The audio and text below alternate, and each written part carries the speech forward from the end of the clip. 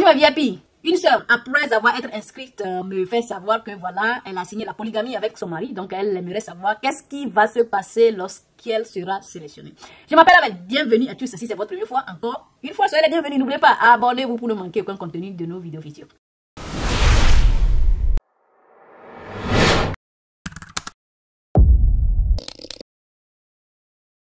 Encore une fois, soyez les bienvenus, la famille. Alors, la polygamie et la développerie. Qu'est-ce qu'il faut faire dans cette situation? Eh bien, avant de répondre à cette question, j'aimerais attirer votre attention sur quelque chose. Okay? Pendant que, en vous inscrivant, pour les gens qui se sont inscrits eux-mêmes, en vous inscrivant, on vous donne la possibilité de lister tous vos enfants qui ont moins de 21 ans, sans exception. Genre que vous pensez partir avec eux, que vous vivez avec eux ou pas, ils s'en foutent, ils vous demandent simplement de les lister là. Quand il s'agit de vos statuts matrimoniaux ou bien quand il s'agit de votre mariage là, lorsque vous cochez l'option « Je suis marié, mon mari n'est pas citoyen américain ou bien résident permanent », la page suivante qui s'ouvre automatiquement avec l'information de votre partenaire.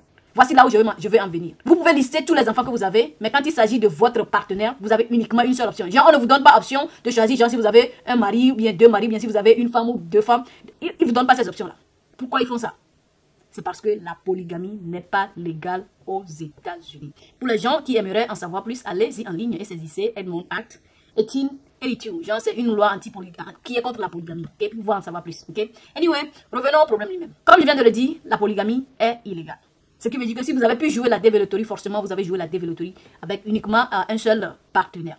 Okay? Maintenant, qu'est-ce qui va se passer lorsque vous êtes sélectionné à la développerie? Okay? Je vais vous dire vos options. Prenez votre temps, asseyez-vous, analysez ces options-là pour pouvoir savoir ce qui peut vous avantager. On est d'accord. Alors, la toute première option, comme je viens de le dire, la polygamie est illégale. Ce qui veut dire que si le consul en question sait que vous êtes polygame, vous avez plusieurs partenaires, vous pouvez dire au revoir à votre visa. Alors, votre premier choix, c'est d'aller là-bas, de leur faire comprendre que voilà, vous avez signé la polygamie et ils ne vont pas vous donner le visa. Et votre deuxième choix, c'est d'aller là-bas comme quelqu'un qui a signé la monogamie. Espérer que le consul ne va pas savoir et vous donner le visa et partir. De toute façon, le choix vous revient. On est d'accord. Maintenant, si vous avez signé la polygamie et que vous n'avez pas encore exécuté ça, genre vous avez signé la polygamie, mais vous avez uniquement un seul partenaire en attendant, et que vous ne pensez pas prendre plusieurs partenaires dans le futur, alors que sur votre certificat de mariage, c'est mentionné que vous avez signé pour la polygamie. Personnellement, ce que je vous conseille, c'est d'aller voir si on peut rectifier ça. Genre faire sortir, je pense que ça s'appelle le duplicateur, bien quelque chose comme ça. Genre on vous fait sortir notre certificat de mariage où il n'y aura pas la polygamie là-dessus. Oui, mais tcha.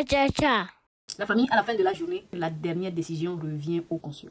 Genre, le consul est cette personne-là qui va décider de vous donner du visa ou pas. Tout ce que moi je peux faire, c'est de vous conseiller afin que vous soyez mieux préparés avant d'aller à l'intérieur. On est d'accord.